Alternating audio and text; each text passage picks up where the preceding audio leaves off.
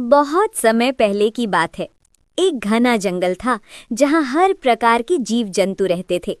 उनमें से दो दोस्त बहुत प्रसिद्ध थे, लोमड़ी और सारस। दोनों हर दिन साथ खेलते, बातें करते और जंगल में घूमते रहते। लोमड़ी चालाक थी, जबकि सारस सच्चा और सीधा साधा। दोनों की दोस्ती पूरे जंगल में मशहूर थी। मगर लोमड़ी के दिल में थोड़ा अहंकार था। वह सोचती थी, मैं सबसे ज्यादा चतुर हूँ, सबको अपनी चाल से मात दे सकती हूँ। लोमड़ी की चाल। एक दिन लोमड़ी ने सोचा, क्यों ना अपने दोस्त सारस की परीक्षा ली जाए। उसने सारस से कहा, दोस्त, कल मेरे घर आओ, मैं तुम्हारे लिए स्वादिष्ट खाना बनाऊंगी। सारस बहुत खुश हुआ। अगले दिन वो लंबी चोंच उठाए फुदकते हुए लोमड़ी के घर पहुंचा। लोमड़ी ने पहले से ही स्वादिष्ट खिचड़ी बनाई थी, मगर बड़ी चौड़ी प्लेट में परोसी थी।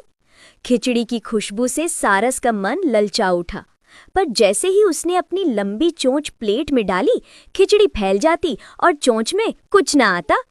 वहीं लोमड़ी अपनी जीभ से चाट चाट कर मजे से पूरी खिचड़ी खा गई। सारस ने शर्माते हुए कहा, दोस्त, खाना तो बहुत स्वादिष्ट था, पर मैं खा नहीं पाया।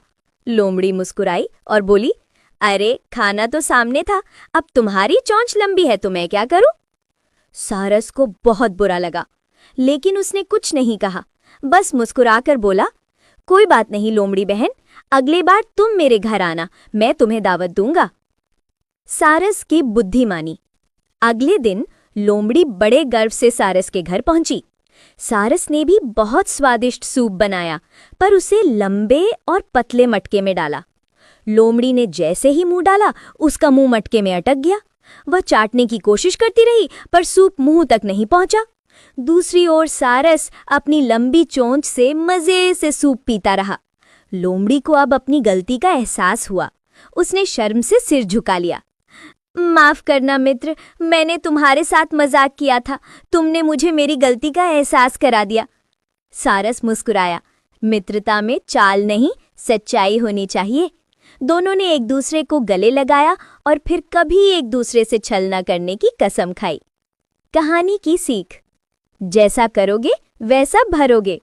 दूसरों के साथ छल करने वाला व्यक्ति अंत में खुद अपनी चाल में फंस जाता है।